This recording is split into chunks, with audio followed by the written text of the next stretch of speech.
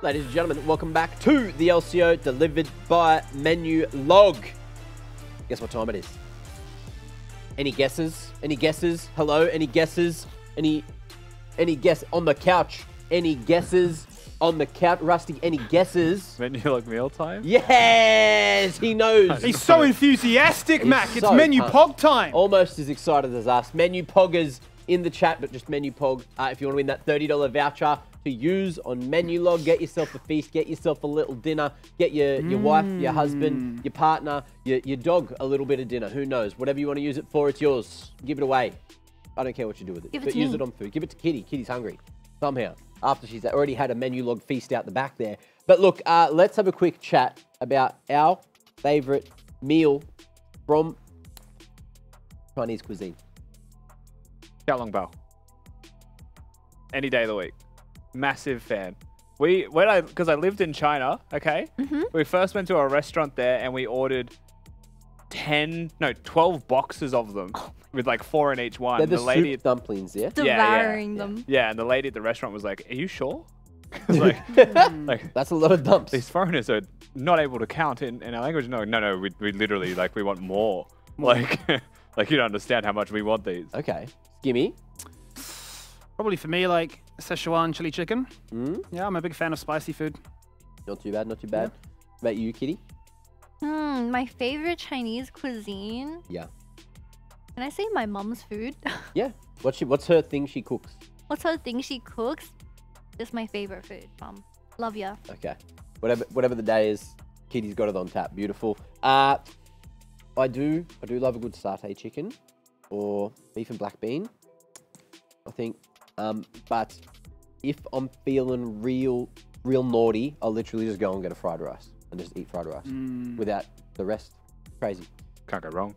I think it's really, really hard to go wrong. But at the same time, that's it for Menulog Mealtime. It's time to quickly talk about the match of the week. It's PGG, it's Order, it's a 1-to-1 head-to-head. Both these teams need to get a dub on the board to get that head-to-head. Look a little bit better in playoffs. Let's talk PGG first. So, what are they going to be bringing to the table today? Oh, I've got word that someone, maybe multiple people, are also going to tell us about this game. So, let's have a look.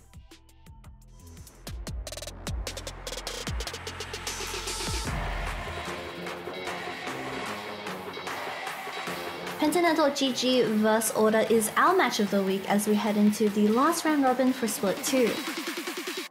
That's another match for Moonlight Vigil! Here's the case, but when that expires, so does Gravitas' chances.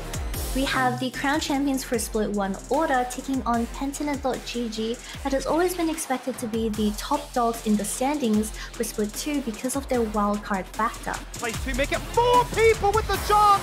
Surely Pentanet now can put a ball in it. Lemus gets exhausted again and has nowhere to run or hide, no bailout. Honestly, when I look at Order, I think that we have 5 players that are better than their 5. I think Order plays well. I think we've got a slight edge.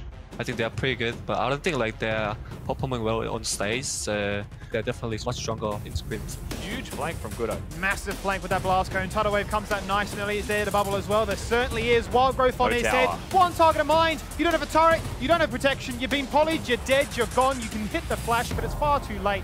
The main show will be a test of mechanics between Yuri and Kisei. We have the young Korean mid laner that's shown consistency to carry every single game, while Kisei, on the other hand, has the most flexible champion pool we've seen in the LCO, with just as much carry potential. Both teams tonight are looking to prove that they have what it takes to dominate the remaining games and potentially land their spot in the LCO final stage at DreamHack Melbourne. You definitely won't want to miss out on our match of the week between Pentanet.gg versus Order.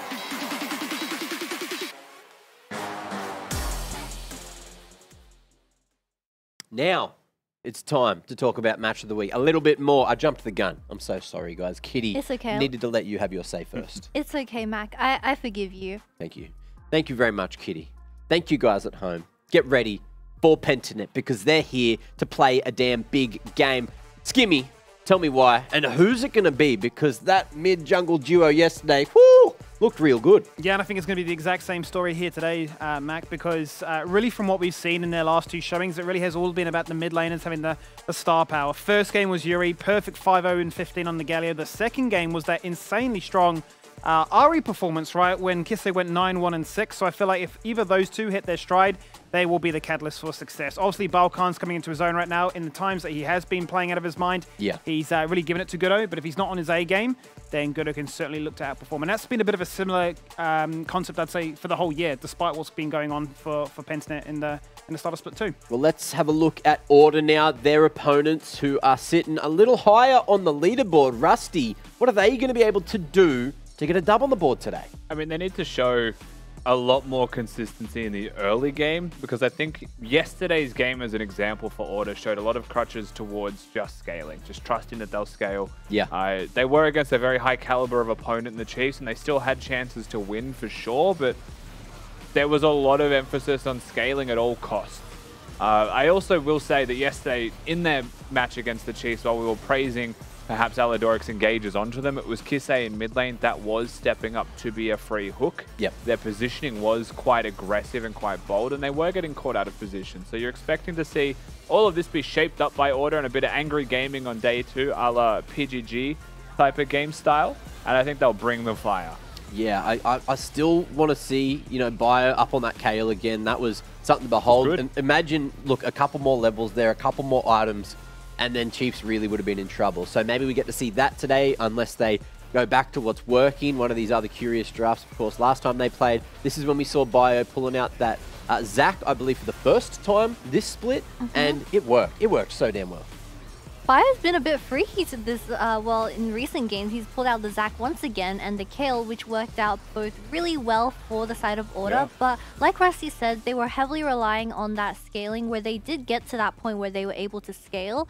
However, they just made these minor mistakes that was really abused by Chiefs and could really tell because they won every single fight from it. Yeah. So if we're going up against PGG tonight, they really have to refine those mistakes and just not get kind of exposed like last night. Well, where are we going to see Order making it work? Because we have Puma back, and I feel like we could have asked a little bit more from him last night. Maybe didn't perform as well as we expected, but of course he would have been up against that best bot lane currently in the LCO. So maybe today is a easier affair, although Rogan Praedyth might want to, you know, argue that. I mean, yesterday they got Nautilus.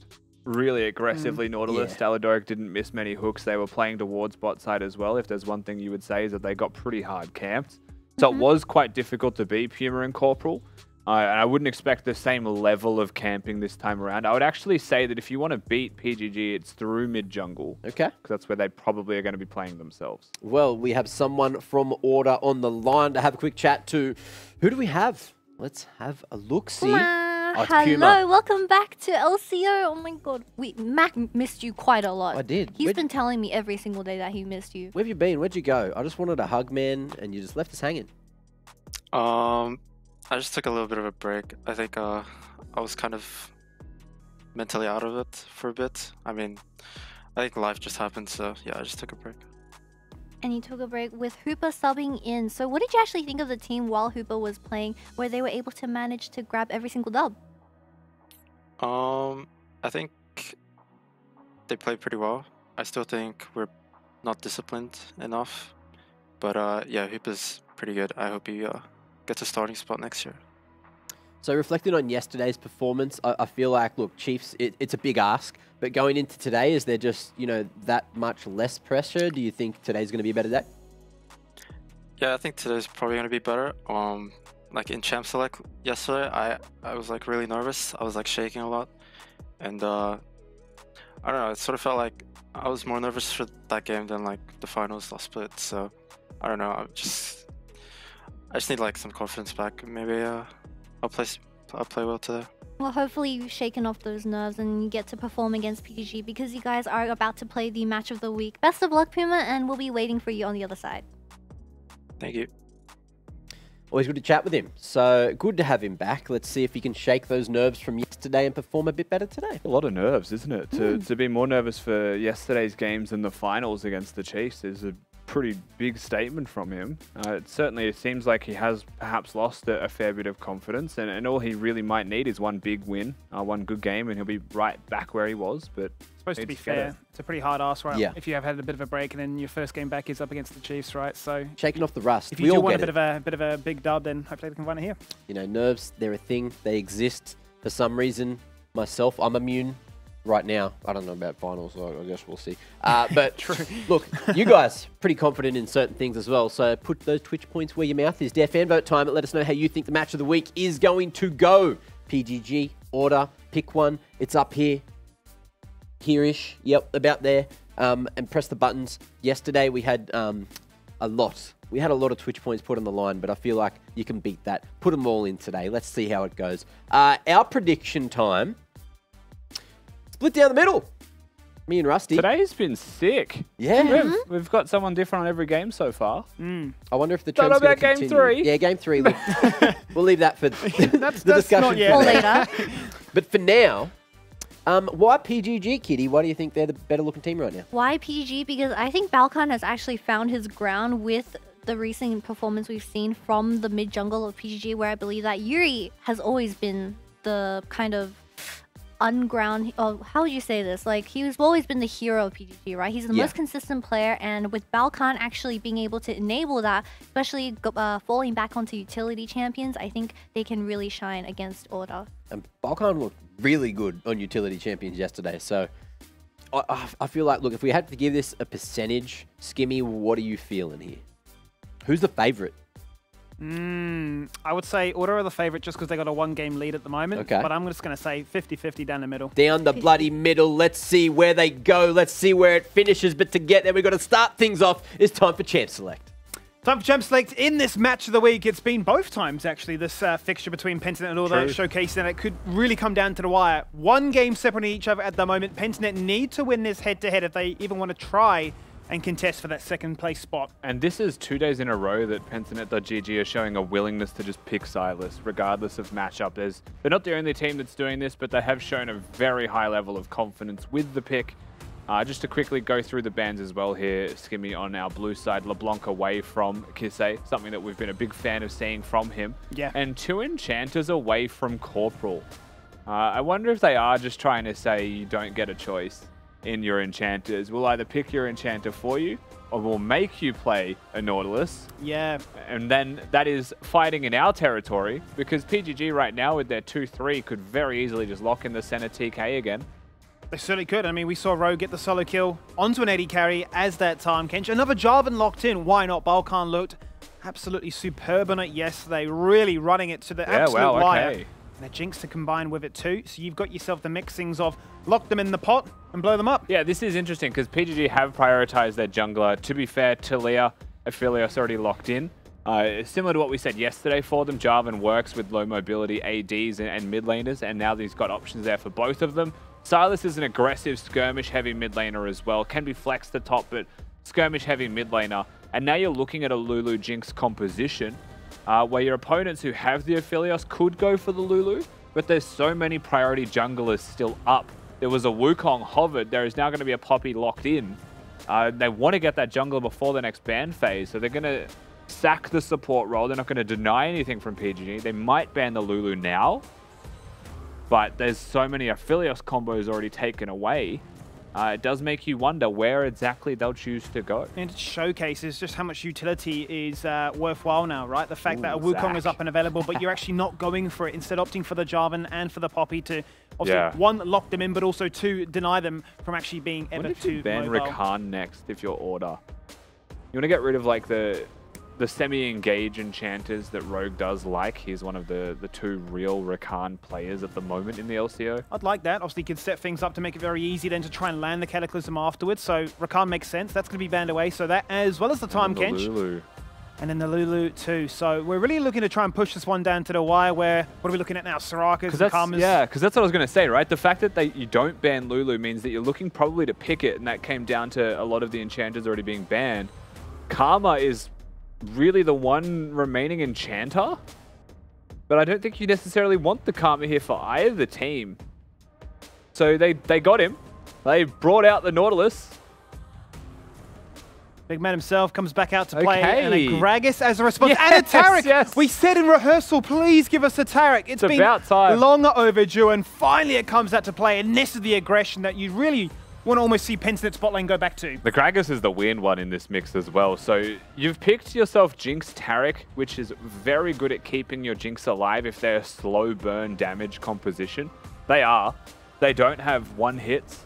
You're not going to be denying Assassins with the Taric ultimate, admittedly, in this game, but like Aatrox wants to combo. Talia does generally want to hit multiple stones, and Aphelios has some burst late game, but is going to be doing a lot of damage over time. They're also engage focused now with the Nautilus that wants to go in. They can peel. Order's composition can peel, but it's mid-range, and Jarvan will always find an angle. You now also have Jarvan and Taric that can work together, right? Yeah. Flag drag stunned, and it's usually on a glacial field.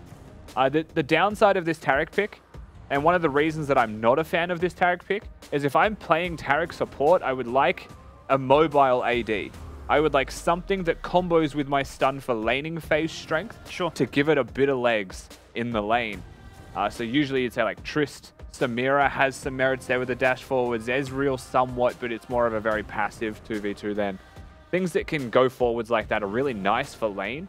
But Nautilus is going to be one of those picks now that feels almost completely nullified by Taric simply existing. You throw hook, you're stunned, and you're actually the one copping a combo. Yeah, and I suppose it raises a really good point that you mentioned about them not having that one punch, that one way to really try and get that Jinx excited nice and early on. They're going to have to try and win that war of attrition with a nice explosive cast to catch somebody out, or a good engage with a dazzle at the same time. But what really stands out to me on the other side for Order is the fact that this Aatrox is going to find so much value with his healing for melee champions. If he gets into a 1v4 situation, the Gorge Kit, the passive itself, he's going to buy so much time. Yeah, without a doubt. I mean, doesn't give Sylas some crazy Gnar ultimate to steal either. Has got value, but not nearly as much as some of the other champions.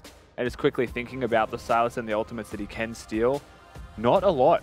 Like Poppy ult does have some utility there, like for Baron plays. We saw this yesterday. Sure. But I would say primarily you're looking at Yuri taking Nautilus ult. Maybe the Talia in laning phase to roam, but they haven't given much to that first pick Sylas to actually work with, where yesterday I think we saw a straight up just Gnars and Swains picked Whatever into it. you want, yeah. Let's just make it as easy as possible for Yuri. Not this time around. Certainly not to be the case this time around. Beautiful drafting here from the side of Order to try and say, if you're going to lock that one in first, we're not going to make it ever too easy for you. Well, let's load into the Rift now for that match of the week. A battle at the top of the table. Both teams wrestling for that second spot. An upper bracket date with Destiny in the playoffs, which, as we saw from the bracket earlier today, is just ever so important. And as we load into this game, let's check in this time with Ceres from the side of Order, mate. Welcome back to the show. How's your week been? Yeah, it's been good. You have a wonderful way with words there. I try. You know, you want those montages to make it sound ever so good to hype up these players. But talk to me from yourself. I suppose, what are some of the challenges you face coming into a new patch, 1-12-13, obviously looking towards the future for those inevitable playoffs, 12-14, it's going to change the game again. So, how do you get on top of that from a coaching perspective, I suppose? Yeah, obviously 12-14 is a huge systems change, and that's always exciting. I think, for me, I'm happy about it. The meta is really stale, just in general. This league meta over the last couple patches in competitive has just been really boring to, frankly, to both watch and be involved in. So they're gonna have some trading potential now with Rift Herald. It's not just you have to fight Rift Herald 8 minutes anymore, and like the whole game revolves around that. I think it's really exciting. So that helps. When you're really interested and you're really invested in doing it, then it makes it really easy to adapt. Yeah, does it almost feel a little bit too solved, as you say, the fact that, it's a pre-programmed play, forget the Drake, usually games aren't going to a soul point, let's skip the Herald and let's win. And obviously we've seen a lot of these games, the split from teams just invest in scaling. Yeah, absolutely, because the Dragons themselves just don't give enough value as it is, right? Hence the buffs by 33%, and that it's quite simple in that sense to just say to forego it and play for Herald, which gives you inherent power in the early game and lets you just stack the Dragons later as well. Yeah, I'm so excited for week 10 though, when that brand new patch comes out and everybody quickly wrangles to see what they can do to try and understand all those changes and get themselves in the best position. Well, Series, it's a pleasure as always. We're going to have to cut it there, but we're going to get ourselves strapped in for this banger. Absolutely. Cheers. Obviously, a lot of looking forwards there, Skimmy, towards the future patches, but the present game, we did see a fair amount of very odd movement at level 1. It was basically a 5v5 here, right, between everyone. Kisei does get ganked at level 2, and this is a byproduct of it, because Belkan and the team, they move to the enemy blue buff, or to just stand there and say, so what? Hook does connect here. That'll be just about it, though. Jungle on the other side of the map, though, Skimmy. And that's the big takeaway. Poppy ends up having to do a solo clear with a soft leash from Order. Belkan ends up clearing with no support as a Jarvan starting flag. Fairly quick, not that healthy, and actually crosses through mid after a level 2 gank back towards his own blue buff. And Goodo's going to have, I would say, a much more successful time clearing overall. The Q is just so good at taking out jungle monsters. It certainly is. Really does pack a bit of a punch. Deceptively so as well. Checking in with this one nice and early. We have noted that Rogue is opting for the Guardian, not the Glacial Augment. Wants a little bit more supportive capacity as opposed to that pure lockdown to combo with the rest of his team. Utilizing, say, the Sylas or the Jarvan to try and find those crutch, as well as clutch dazzles. Good on a W, but does have Biopanther, so it does look like he's going to be able to secure this one. Yuri, while he was moving to support Belkan, didn't necessarily have too many resources left. If he used mana in the river, he wouldn't have had any to clear this wave out, so they are going to be more cautious. And it does look like Goodo's just going to walk in, take away the Scuttle Crab, go back to his red buff that he had prepared earlier, and have Krugs into a reset. But Belkan is the one doing just backflips and loop-de-loops to get anything. Yeah, and you know, the fact that he's down on a few camps at the moment, I suppose he really has to chalk it up and say, well, at least I've got a flash in mid lane, right? We've got a timer to try and play around. Perhaps before level 6 comes and the wave state looks good for us, we can look to try and get Yuri in the mix with a first blood, allow him to try and roam and match what does Clear could potentially do with that wave as well. But I'm excited to see where the action may take place. It's been a long, long time since we've seen a Gragas in the top lane. The rest of the world have started to move back to it. There once was a time where the meta was all about Gragas blind on repeat. Yep. What a time that was, huh? With Sejuani, we're back. Yeah, it comes full circle. They find another tank that works, and then everyone says, hang on, Gragas still beats that. How did we ever stop? But no, we are starting to veer a little bit back towards the Gragas once again. And just a more of a big picture conversation here as well for everybody, looking at how these compositions actually do play out. Order, it does feel like they've got some flexibility in both of their solo laners. Talia is, of course, one of the most malleable champions, can flank, can front-to-back team fight, is just super good at denying dashes from your opponents. Every single one of them on the top side does have a dash, right? The Sylas, even with the E2, easy to react to. Jarvan, I mean, obviously, but Jarvan can still ult over your pebbles, is just stunned on arrival. And Gragas obviously would have a very hard time into it, but will be a tank. So Talia in this draft, I do think is more about sitting back and helping Puma on this Aphelios to prosper, as is Goodo. And really the X factor is going to be Biopanther on his Aatrox to see what he can get done on the map. Find flank angles, find opportunities to move first out of top lane. And given that he is playing a bruiser into a tank, you would expect that one-item breakpoint to be quite nice for him to start getting really active. Certainly would be. I wouldn't be surprised to see that come about.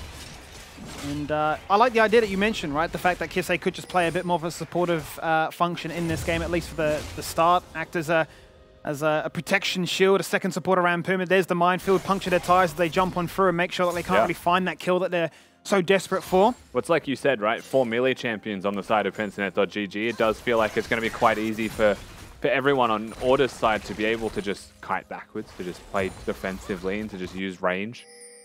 And like you also highlight, the fact that Aatrox has got 4 melee champions to deal with makes it very easy to find some maximum value in those combos.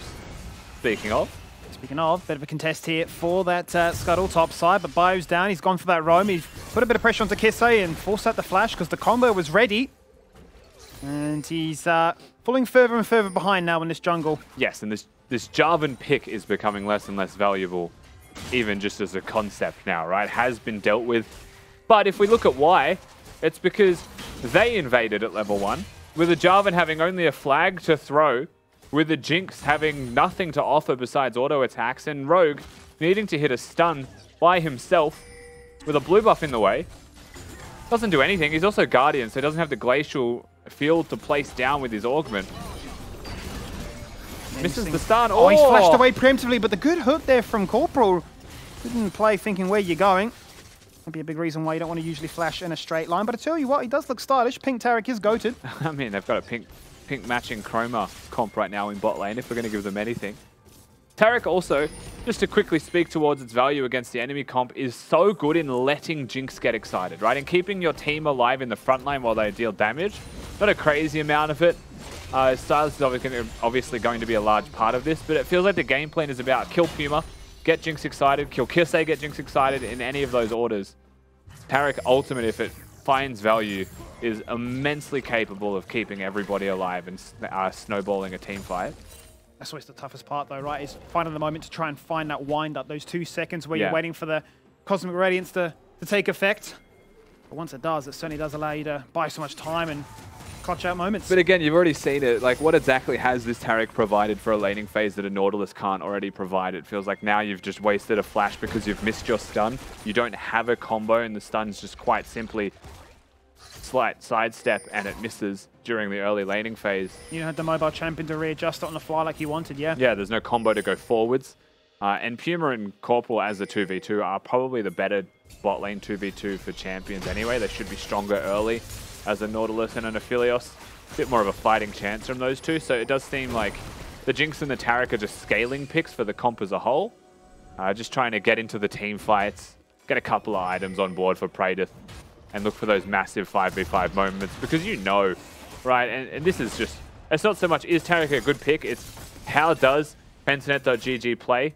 Well, you know that Balkan's going forward. You know that Yuri's probably going with him. And so just putting a Taric ultimate on both of them keeps them alive without you having to be there. You just stand back with Praedyth and let them go.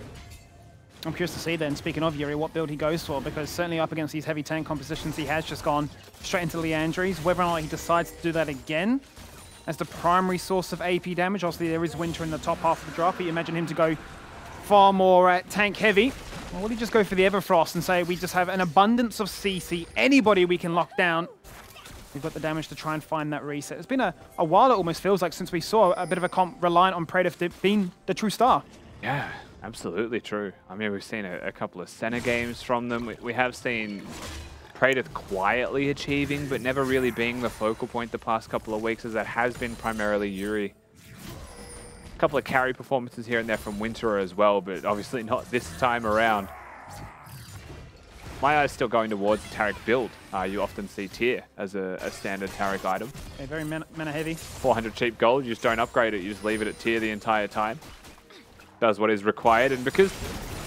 And a lot of people probably don't even know what Taric does, honestly, at this point. Every time you auto-attack after using a spell, you reduce the cooldowns of all your basic abilities. So, hit someone, slap them, hit them again with a spell, slap them, and the combo can quite literally be Q to heal, you and the person that you're connected to, auto-attack, and then you have a heal stack up again. That's a big reason why you're seeing right now split points between his stun and his heal, right? You want those 2 charges. You put 2 points into Q for 2 charges, and your passive is 2 auto-attacks, so 2 autos, 2 stacks on the Q, extra health value.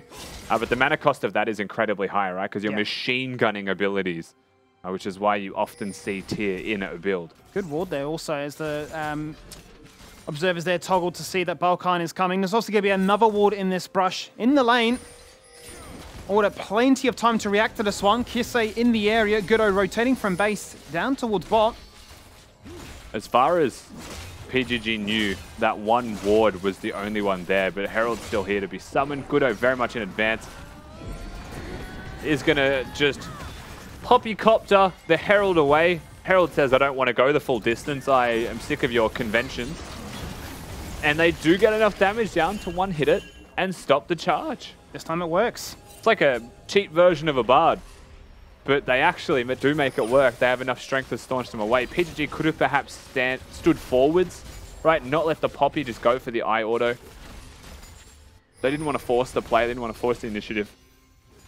And are just going to let that fizzle out into absolute nothingness, which does make the Herald take quite pointless in the end. And that basically is the goal difference that separates these two teams from those plates that could have been achieved. So Pensnet's bot lane will have to do it the old-fashioned way and just step up as a duo when those minion waves are available and pick at scraps and hope that's sufficient.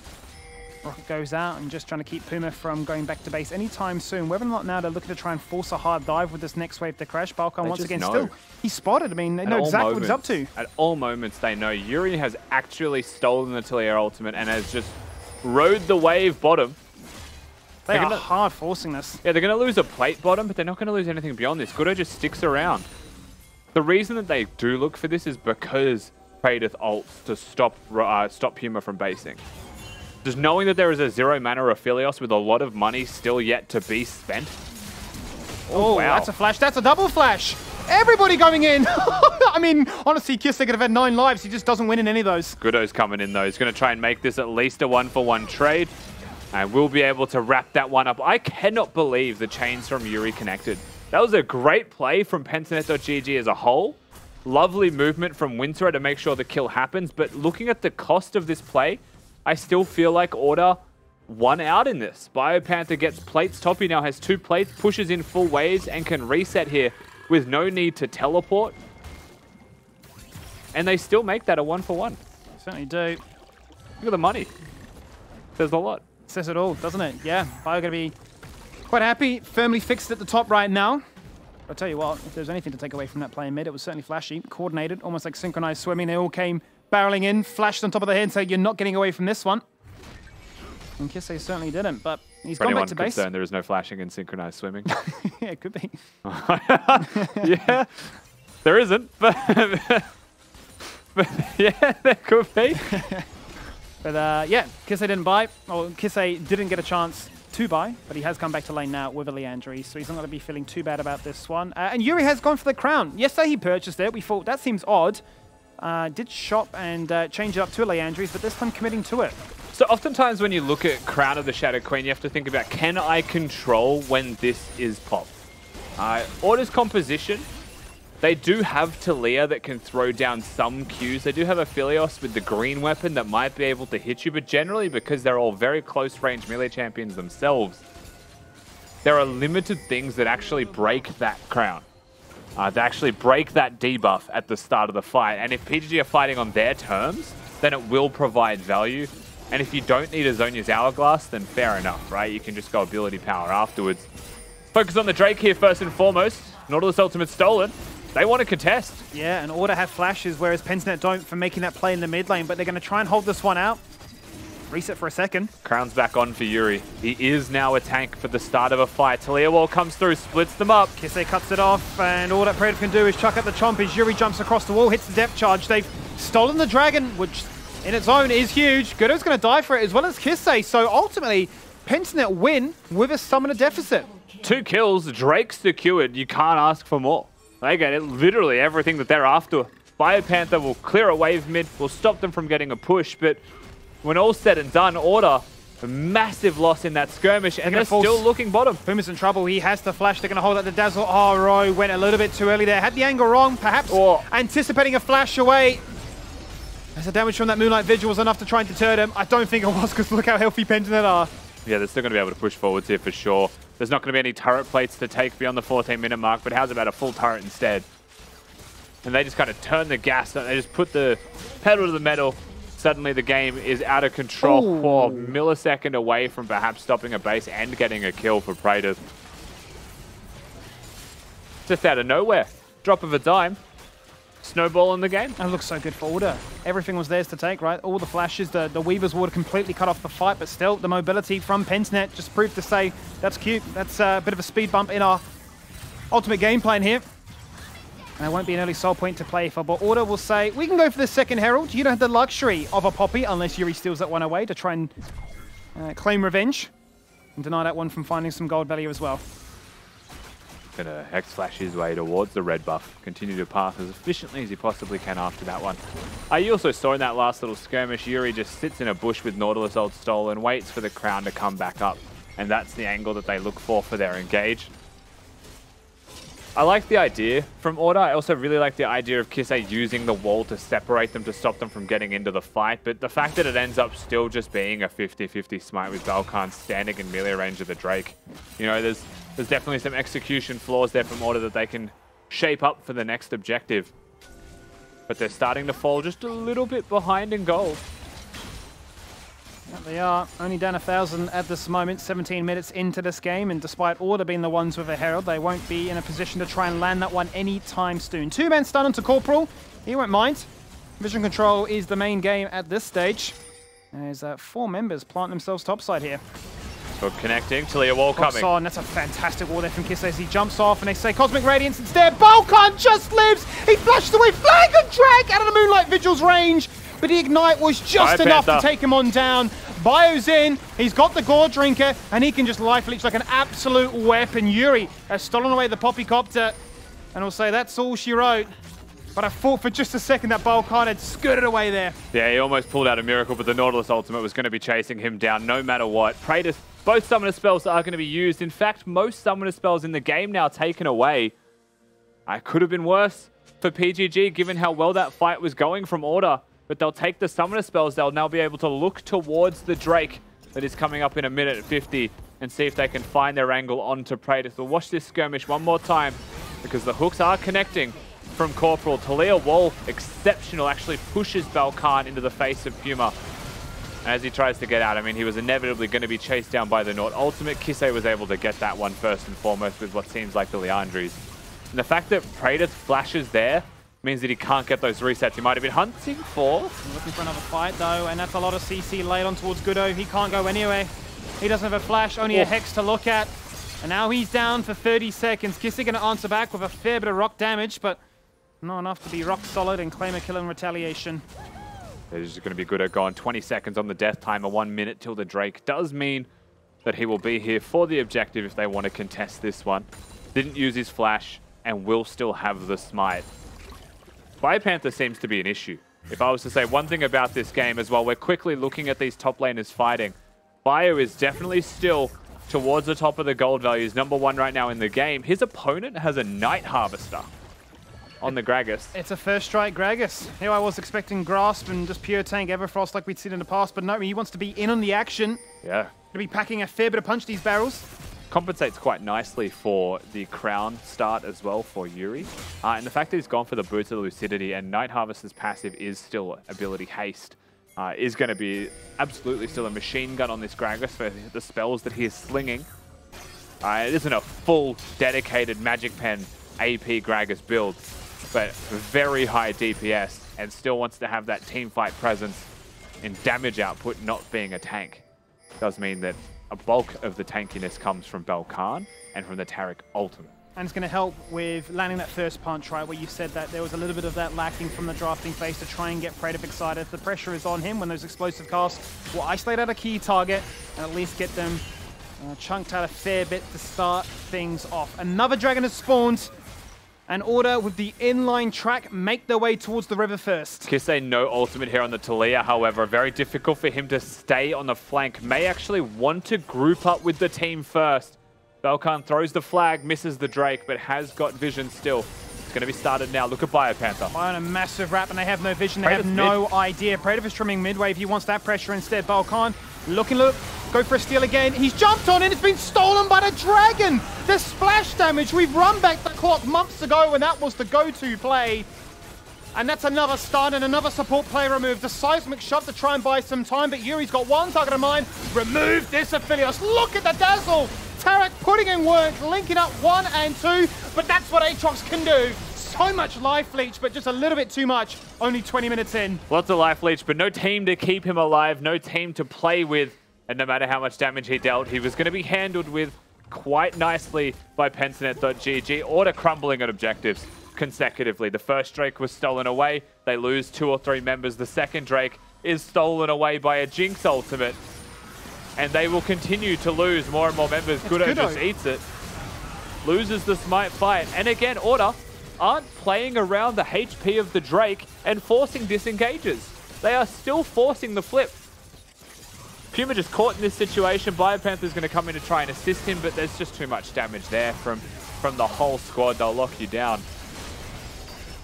No Talia ult, very difficult to split them apart. Poppy ult used too late, very difficult to split them apart, it misses. Certainly feels like a risky gamble they've been taking, doing the dance twice now and saying we welcome the pressure, but we've lost on 2 separate occasions. Certainly now with Baron on the cards, you don't want to see that same fate shared towards that half of the map as well. Right now, Order seem to be setting up a bit of a trap, but Pentanet are wrapping around and will be revealed. Will Order respond? They surely have to back away from this one. They just don't have the numbers. Yeah, they count the math. They see how many people are there and like, oh, it's probably not the play. Pushing anyway on the bottom side of the map. 2 items done for Biopanther. Has gone for the Chainsword. Not the My Chemical Romance build, but... I like how we're calling it that now. now. Joked about it at rehearsals. Kitty said it. Items. Now it's just confirmed. Chemtech, Ken Tank, Chem Punk. Why not? Chemist Warehouse. The bargain bin build. Life of a jungler. Feels bad, man. Here we go. There's a jungler in Balkan jumping onto Kisei. Hits him with the sword and just gets it absolutely done. In rocks, Biopanther wanting to be that world ender. The Cosmic Radiance on their head. You can do damage, but you can't anymore. Praetor on a double kill. He's got a flash to be excited, but ultimately to be baseball swung away. Corporal does really well to survive in that situation with how caught he was, and Gudo does connect with the ultimate this time around. Aatrox's not going to be able to heal through when Taric is stopping all damage from being dealt as well. Means that the second he was caught, he was extremely caught, but it's Kisei that is actually the one picked off in the first place. So there's 2 days back-to-back where you've seen that from the mid laner of Order. Unbelievable position there from Winter. That's an explosive cast you absolutely dreamed for. Now everybody's just going to fall on down. That Baron, it's still being held. Rogue's going to try and keep as interested as he can, but they've just found 2.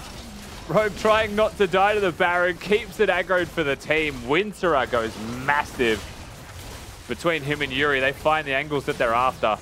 And Baron, very much gone. This game starting to slip away from Order in its entirety. It certainly is, and you're really seeing the strength in all the right places right now for Pentanet. A perfect game for this Jinx. 6-0-2, really pulling away from the pack. 3 items complete. Happy days for them, and you can see the merits in Order, but it just hasn't come together when those big fights around the objectives have taken place. I think PGG with this Jarvan are just a completely different team. Like, with mentality towards engages.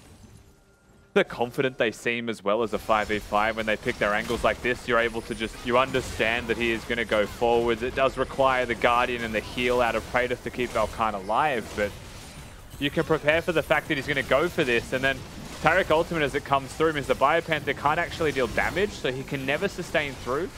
Good flash from Corporal, good ult from Gudo. But the play was lost as it started, and it's not the first time that's happened this game alone. No, and this Jarvan pick really reminds me of some of the bouts both these teams shared back in Split when Kevy was still on the starting roster, where Jarvan versus Diana, Jarvan versus Evelyn, basically who could dive the backline and kill them first. Talia wall going to be stolen here by Yuri as well. Wants to split them up.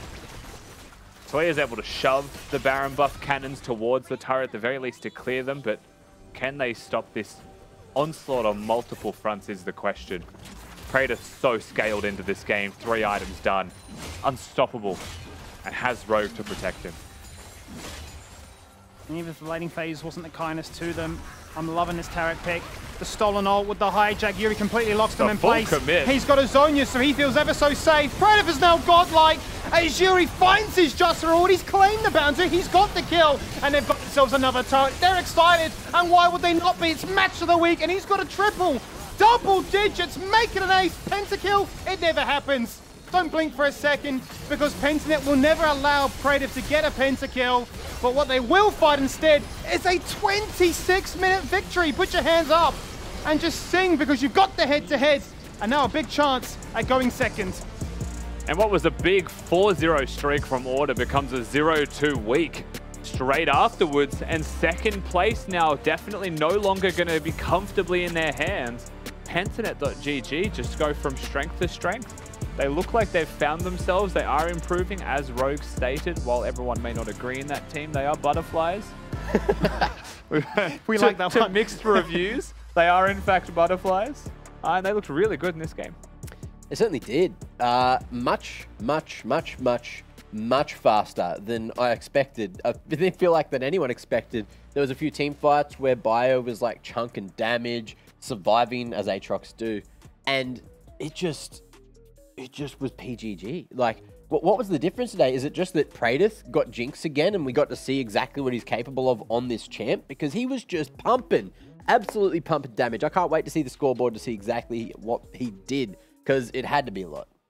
We do see Praedyth on the Jinx once again, something that he was quite fond of back in, I believe, Split. Was it 2020?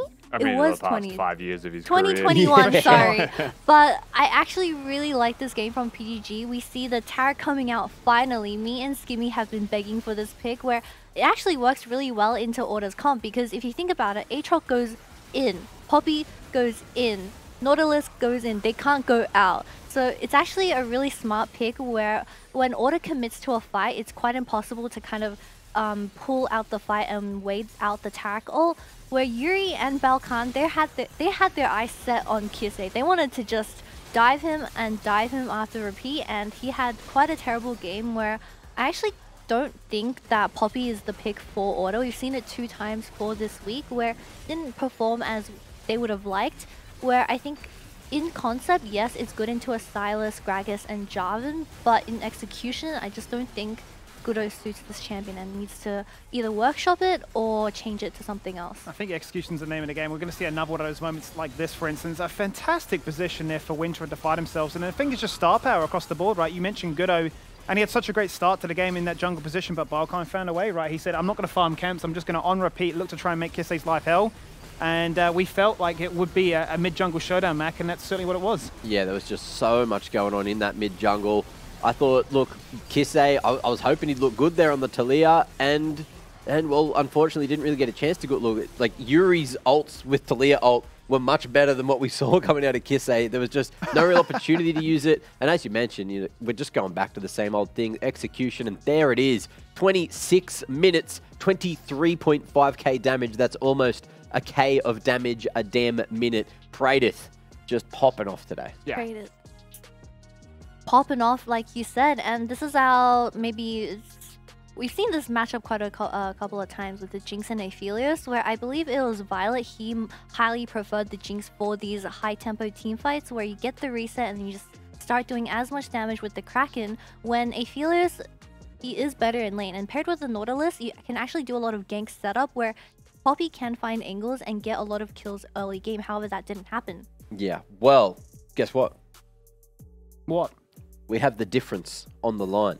The Prey difference. The Prey diff. The man. He's here. He's Jinx. He's looking pretty good too. Praedyth, are you happy to be back on the Jinx? Because we certainly were. Yeah, absolutely. I think yesterday I played Sana and did, I think, less damage than probably, I think, 7 members of the game. So it feels good to do some damage for once in my life this split. What do you mean did so much damage in that Kai'Sa normal game, Praedyth? Huh? Anyway, let's ignore that because people don't know the context. So me and Praedyth played a normal game. I was on Marcy and he was on Kai'Sa because he's so good at the game.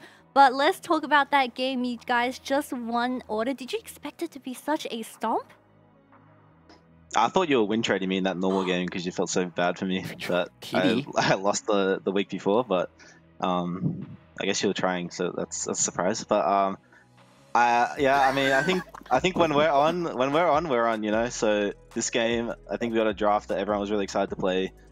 We knew exactly how to win, and although like the early game was pretty slow, we knew we had like the better comp. So even if we couldn't do anything early game, which we wanted to, like it didn't really matter because we just have the better comp. So. Did you guys have a chat with Balkan? Did you say, can you somehow like channel your inner J4? Because he's played that to perfection for the last couple of days. I think Balkan is just so good on all these like aggressive junglers. Like I think this week, like it just happened that Jarvan was really good in both the games, so we picked Jarvan. But hopefully in the coming weeks you'll see him play like all his champs, and I think like yesterday he had a really good performance, and you should expect that almost every game because that's how it's looking in scrims. He's just going off every game. I guess this patch is made for PGG, and we see the tag coming out finally for the same for that game. So tell us and walk us through why you decided to pick Tarek for the very last pick and how it worked out. I think, well, we just wanted Tarek. The problem was if they like counterpicked their support, but instead they wanted to counterpick top, so they picked Nautilus, and then Tarek's just really free. I'm very surprised that they didn't just give support last pick, because I think BioPanther, like, he picked Aatrox and kind of just like didn't do anything. Like, we still got Rift Herald, like we got like second drag, like I think it was like kind of a wasted last pick. I think that's probably where their draft fell apart, because I mean, I think giving BioPanther a last pick is kind of just like a waste. They should just give him fourth pick, and then that just gave us the free Tarek pick. So that was really nice. I think with Tarek, you just kind of have to see what you're versing, and if it's good in the game, then it's just super good in the game, so you just pick it. Well, look, it was it certainly was a great game to watch. It was much faster than pretty much all of us expected here on the couch, but at the same time, enjoy the W. You're on a bloody win streak now. Let's see if you can keep it going into next week. Awesome, thank you. Got flashbanged when we head out. Did you see that? Every time, hey. Yeah, you also got nuked by his statement. He came for you. Yeah, oof. Yeah. No prisoners Win for trading, Kaiser? Kitty. I guess you were trying. That was a surprise. Naughty. Absolutely naughty. Now look, Throwback to old Predator interviews. Dare MVP discussion. That man? Anyone else? I mean, Balkan. Well, actually, Balkan got the early game lead that made setup kills for Predator, and he was kind of just getting the kills for free. Did every smite too? And he got every. No, I'm joking. Oh, Give and, it to Predator. you know, drag steal that came in too. I think I watched that like full flip at 1200 health on the drag, and no one hit it. It was just 2 smites going straight down, and that was it. So either way, Big Mark Lewis. Yes, I'm just salty that he won against me in normals, but congratulations. Take us through it, Kitty. Take us through it. Deathless, what a miracle for Predator. He was doing the killing in the mid lane, which is a change for once, but he had a 40% damage share on that Jinx, where I think Jinx is just such a fun pick to watch in competitive, because it actually fits PGG's kind of team identity really well, where they want to just keep fighting and fighting when you get these resets. So I think Jinx is just the perfect champion for that specific game. Well, that man, 40% of the damage share. There's not too many ADCs in the league that I feel like we've seen hit those kind of numbers. Maybe not ADCs. I think we've actually seen a few mids this split get real close to that, if not better, especially on those Corki games when they're just pumping damage continuously, constantly. Now, third game, not too far away. It is around the corner. It's going to be a little bit of fun, so we're going to give you a short break to get yourselves ready, because after this, it is Chiefs up against Gravitas. We'll see you soon. Instead, Balkan looking, go for a steal again. He's jumped on and it's been stolen by the Dragon. The splash damage, we've run back the clock months ago when that was the go-to play. And that's another stun and another support play removed. The seismic shot to try and buy some time, but Yuri's got one target in mind. Remove this Aphelios. Look at the dazzle. Tarek putting in work, linking up 1 and 2, but that's what Aatrox can do. So much life leech, but just Hey, look, Menulog. I think our team play has definitely gone a lot better. We've seen our mistakes, and today, as you can see, I'm dressing very dapper. Very dapper indeed. My gold chain, you know, and I've been on the shred, so I have maximized this jawline, you know. So.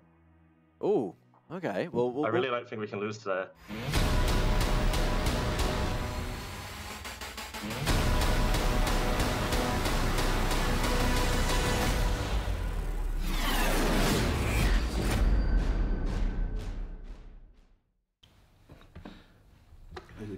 You're taking your job real seriously, like. You're taking it so seriously. Lights, camera, action.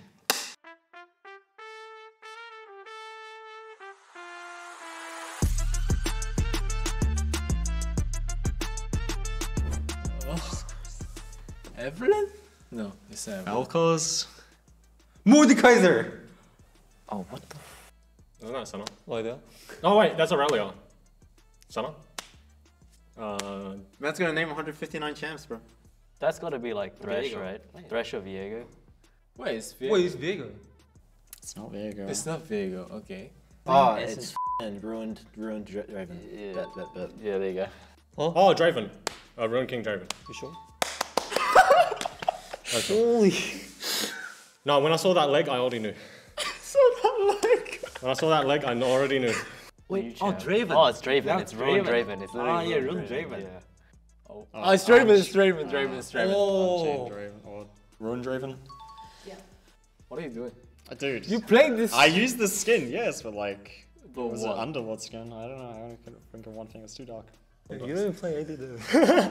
Okay, what do I do with my queue times? It's like 50 minutes. Okay. Yeah, what? I don't know what that is, bro. That could be Malzahar. Well, I don't know. What the dark doing? Like, Rek'Sai? Malzahar. Cho'Gath? what? It's not Kai'Sa. I know less now. Sauron? Locals? No, but like, this is kind of crazy. This is like, it's one of the Odyssey skins, no? This looks like an Odyssey skin. Oh yeah, makes sense. Yeah. Oh, this is Cassiopeia. That stupid skin. It's like Prey, Hitorian, Satorian, Minorian, Cassiopeia, like something Cassiopeia. Like it's Cassiopeia, but like, please. It's Cassiopeia. It's the Eternum Cassiopeia. Oh, nice. Hey, good teamwork, man. Nice. That's Cassiopeia. Was it I don't know the name. It's either Eternum or Eternal. It's Eternum Cassiopeia. and Cassiopeia. Dude, Quinn won't get the Cassiopeia one. Eternum Cassiopeia, yeah. You don't play Cassiopeia. You don't know about did. Draven, but you know about Cassiopeia. Okay. The zooming out doesn't help. I already know. Please. Oh, Eternum. Yeah. Okay. I said it. Oh, of course. Yeah. No, I'm not gonna say anything. There's no way you know what it is. No, I'm not saying anything. Oh, it's one of the toy skins, right? Like Super Cannon or a neck toy. Dude, I don't know in English. Okay, fair enough. What is it in Korean? I don't know in Korean too. Or is it Toy Soldier Gangplank? Wait, what? Oh, GP. Toy Soldier Gangplank. Wait, is it Gangplank? Good job, Jaren. Like you already know what it is, yeah? Like just look at it. Like, it's a like bird. you can read my mind, right? Like, oh no, it's Toy Soldier GP. Oh yeah, the Gangplank. Yeah, I think it's called Toy Soldier Gangplank. Yeah. Gangplank? Gangplank. Yeah, Toy Soldier. Toy Soldier. Oh, that's 2 points for me. I don't think anyone would have got as fast as we did, at least. Unless someone's like really insane. Bet.